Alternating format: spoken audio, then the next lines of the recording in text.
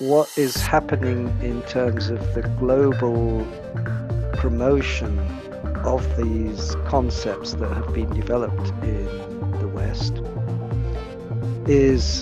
has strong echoes of the colonialism, not just of the past. I mean, colonialism, I think, is still going on in all sorts of different ways, and this is a prime example of.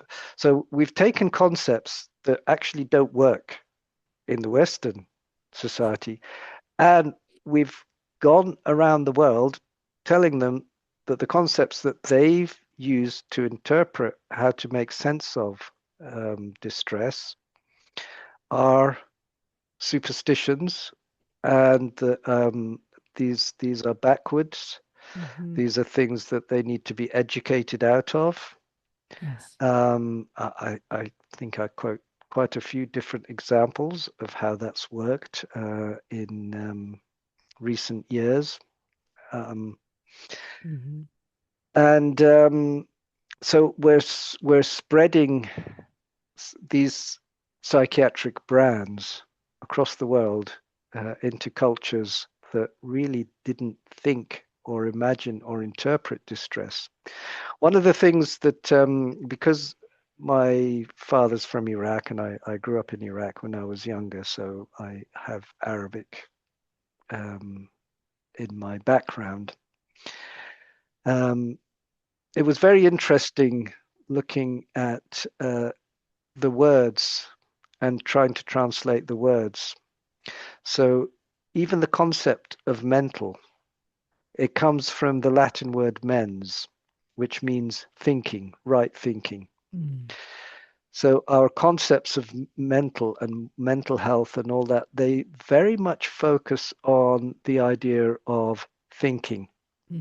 See, I see what's happening in the culture that we have, which is managerial, focused on logic, and so I think there's a general war on emotions now. That's the way I put it. I do think that we have a culture that really is suspicious of emotionality and making you very concerned about your experience of emotion, particularly intense emotion, that it might be a sign that there's something wrong with you.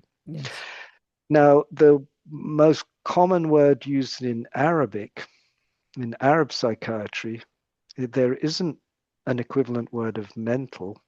The most common word is nafsiya. Nafsiya.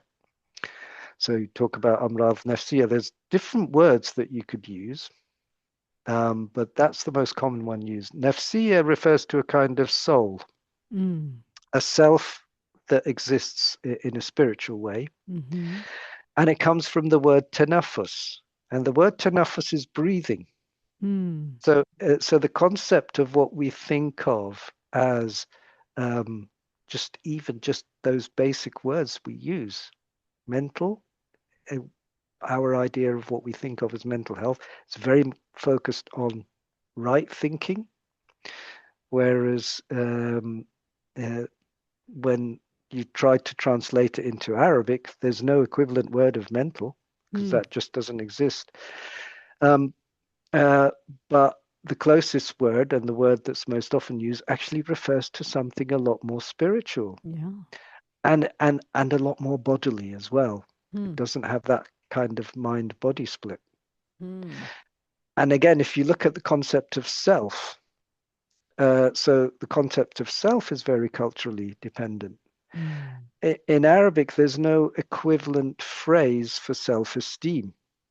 That's a very individualist concept. The idea that there is a true self and that you have to feel good about that self. It's a very strange concept if you come from. So even if you just take some very basics, because we're involved in the place of meaning making, and we're exporting a system of meaning making that's overriding systems that have been around for thousands of years, that make sense to the populations who've grown up with them. But there's a lot of money to be made by exporting these.